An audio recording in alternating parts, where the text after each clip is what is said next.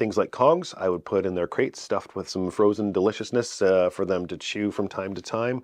That's sort of a daily thing for me with young baby puppies. And then from there, I use bones to teach my puppies to settle. You talk about crate time and freedom. I want my puppies to learn that when we're watching TV or watching Netflix, dog's job is to hang out and be that super, super calm dog. So I will get a bone, I'll put a bed out, I'll have that house line on, and I'll teach that puppy that their job is just to hang out on the bed. So they get a bone, but they learn they only get the bone on the bed. You don't get free run of the house, and this is what we do when we're watching TV or whatever. Subscribe. Your dog will thank you.